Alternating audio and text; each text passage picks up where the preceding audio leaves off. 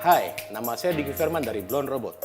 Kami adalah distributor untuk Atomos, Angelbird, Aja, Teradek, dan Birdog untuk area Asia Tenggara, Australia, dan Selandia Baru. Kali ini kita akan ngobrolin Atomos. Sudah ada bersama kita saat ini dengan Om Gunrok. Halo, atau Diki. nama aslinya Om Anggun Adi. Bersama Om Gunrok kita akan bahas pengalaman Om Gunrok menggunakan Shogun 7. Ini ya, Shogun Ya. 7. Siap. Bagaimana pengalaman Om menggunakan Shogun 7? Oh, ceritain dulu dong Om, sebagai dealernya, bukan dealer ya, distributor ya. ya. Yang jadi nilai jual itu kenapa berani-beraninya menjual Shogun 7 ke sini itu apa aja ya? Ceritain dulu dong ke saya. Karena Shogun 7 ini Kenapa jadi saya yang ini ya? Shogun 7 ini dengan ukuran monitor 7,2 inch 1 juta banding 1 kontras rasio. Woi, 1 juta lebih 15 plus Dynamic range. stop dynamic range, 3000 nits hybrid. Bayangin aja 3000 nit, Om. Ya, tinggi Ya, dan bisa multi switch 4 kali 1 ISO. ISO recording ya. Iya, betul. Program output sama source recording ya. Ya, apalagi itu biasanya digunakan untuk multi view dan saat ini bisa digunakan untuk orang streaming. Zaman sekarang kan sangat heboh Om untuk streaming, Om. Demand-nya lagi tinggi ya. Betul Oke, siap. sekali. Dari fitur-fitur ini, Om sebagai practitioner, fitur-fitur apa yang sangat penting untuk Om dalam produksi sebuah film, TVC atau apapun itu? Dari Shogun 7 ini ya. Iya, betul.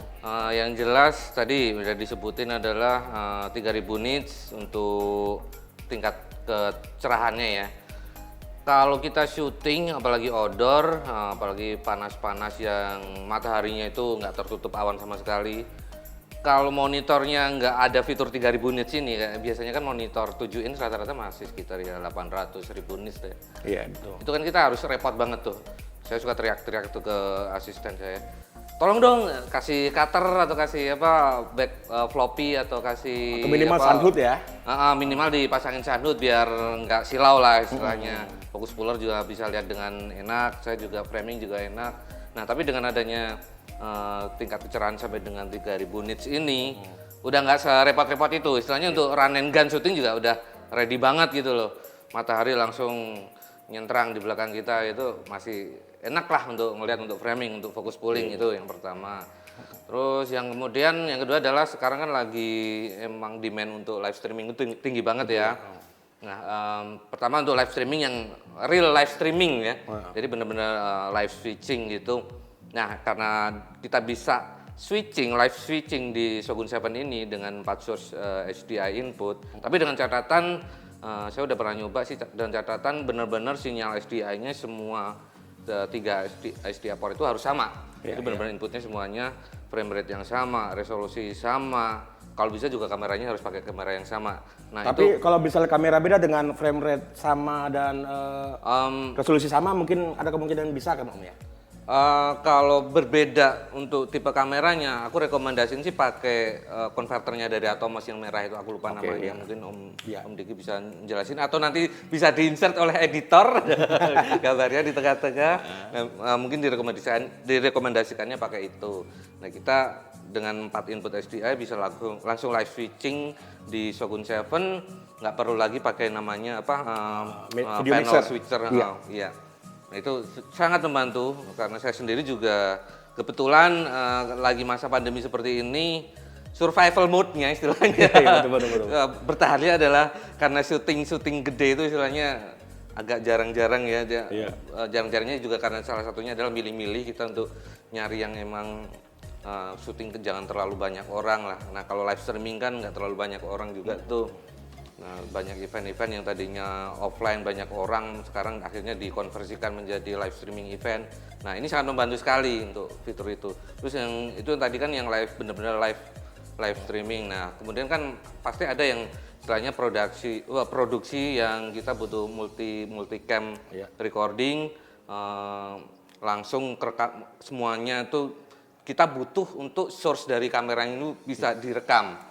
Jadi nggak cuma program outputnya. Nah, itu sangat membantu karena pasti ada suatu saat waktu kita multicam recording ada satu kesalahan-kesalahan yang harus mungkin dari master cam, ada satu kesalahan yang harus harus di cross cutting ke kamera yang ambil untuk cover shotnya. Nah itu kan kalau ada fitur ISO recording ini, tiap input bisa kerekam langsung di SSD-nya si Shogun 7, itu sangat membantu sekali untuk melakukan editing di post pro nanti. Itu. Tapi kalau ini ada tambahannya Om. Jadi yang kerekam itu bukan hanya 4 input, Betul. ditambah satu yang jadi program out. Iya. Itu di-record. Jadi ada 5 recording yang bisa terekam di SSD-nya Shogun 7 ini. Gitu. Dan mengenai grid line dan frame marker, yang fitur yang ada di Atomos ini itu, udah lompat bahasan kita. Om ada Okay.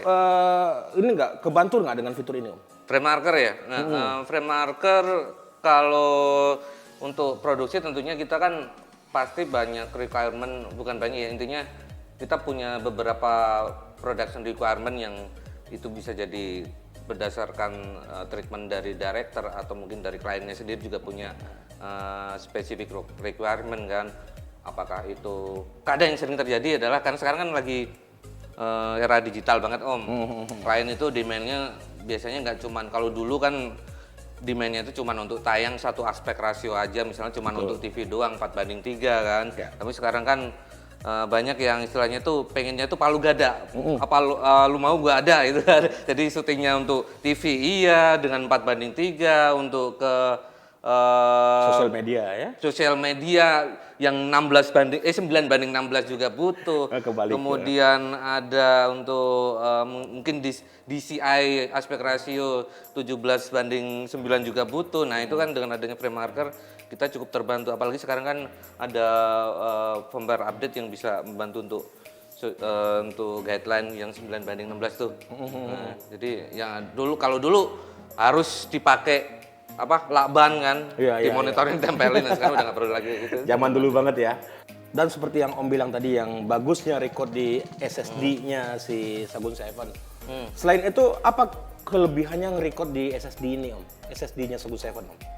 Kelebihan record di SSD ya? Iya, maksudnya external recording yang di SSD Oke. ini ya. Mungkin kalau dibandingkan dengan internal recording misalnya kayak di mirrorless ya, di generally speaking mirrorless cameras ya.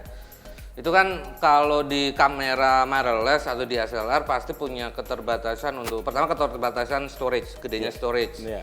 Yang kedua adalah keterbatasan dari data write-nya kan, Yeah. penulisan data di kameranya ke memory card-nya itu. Nah, dengan keterbatasan penulisan data, karena emang dari speed si memory card-nya itu sendiri, Terbatas ya. jadinya untuk beberapa tipe kodek yang pertama adalah kodek edit ready, yang kemudian kedua adalah kodek yang emang punya punya kelebihan dibandingkan kodek yang di kamera, seperti misalnya di Atomos ini kan Atomos kan dia kerjasama dengan si Apple kan ya, betul. untuk memproduksi satu kodek namanya adalah ProRes. Nah, jadi ProRes itu kalau teman-teman belum tahu, ProRes itu bikinannya Apple sebenarnya, dan si Atomos mengembangkan bagaimana agar bisa merekam dari HDMI out kamera bisa menjadi satu data ProRes, satu data RAW. Nah, dia dengan memakai kontainernya ProRes itu tadi, kontainernya MOV, sorry. Pokoknya kalau teman-teman tahu pernah ngedit pakai ProRes itu kan benar-benar file yang edit ready tuh. Betul. Jadi kalau diedit di komputer itu, apalagi yang teman-teman punya Final Cut Pro atau intinya teman-teman bekerja dengan Mac ecosystem, itu kan ngedit dengan ProRes itu kan udah paling terbaik lah, format paling terbaik lah. Nah, sekarang dia udah bisa RAW juga, tapi tetap dengan file size itu bahkan dia 11-12 lah dengan ProRes yang biasa. RAW tapi filenya nggak terlalu masif ukuran filenya, dan bisa sampai berapa tuh kalau nggak salah, sampai 8K RAW ya. Neon kan Atomos Neon kan dia 8K. kan bisa 8K ProRes RAW ya. Nah, balik lagi kalau ngomongin SSD, yaitu keuntungannya salah satu itu kita bisa merekam data rate yang lebih tinggi dan merekam beberapa tipe file seperti misalnya ProRes atau ProRes RAW atau DNX SD, ya, itu yang di kamera generally speaking pada nggak bisa kan. Iya. Itu. Menurut Om, apa Atomos saat ini tuh udah user friendly ya, Om? User friendly ya. Sebenarnya itu kok soal user experience ya tergantung kebiasaan pegangnya ya. Ini ngomongnya apa sih bahasa istilahnya, nyari aman ke cari aman juga sih. Maksudnya biar nanti bisa di endorse narik selain. Gak masalah. Kalau menurutku sih Atomos, aku melihat dia sebagai user interface dia udah enak lah, paling enak lah buat aku tuh. Terutama untuk switching between apa ya, fitur-fiturnya itu kan.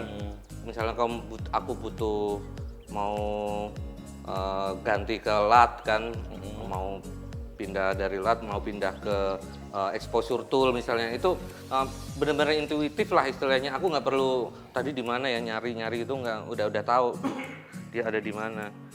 Kayak misalnya false color kan, sekarang dia udah ada upgrade. Yang dulu kan false colornya Atomos kan cuman legend doang tuh, cuman mapping di sebelah kiri layar. Nah sekarang false colornya itu udah ada update yang Pakai angka ada angkanya. Nah itu kan sangat membantu kan. Aku kan harus tahu. Kadang soalnya beberapa monitor mappingnya atau legendnya si false color kan beda-beda. Monitor Atomos sama monitor merek lain beda-beda tuh.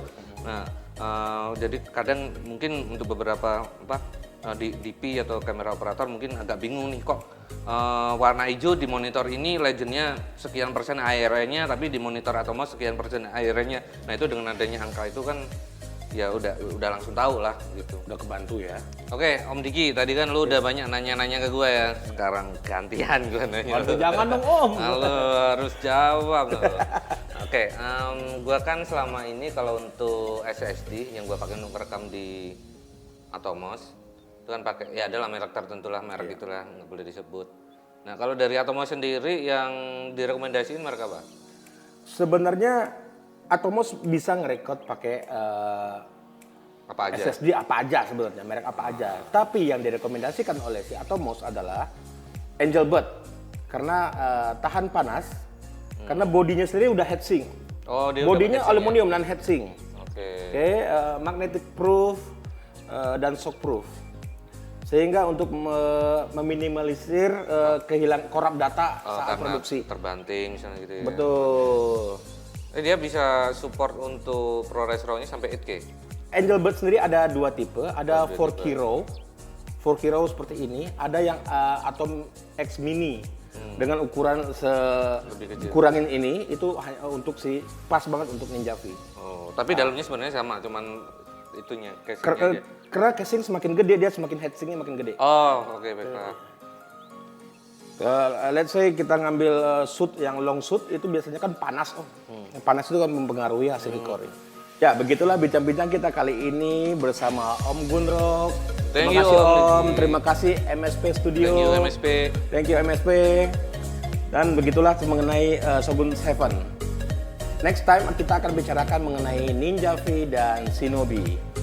Sampai ketemu minggu depan. Ya, terima kasih. Om, itu, SSD-nya.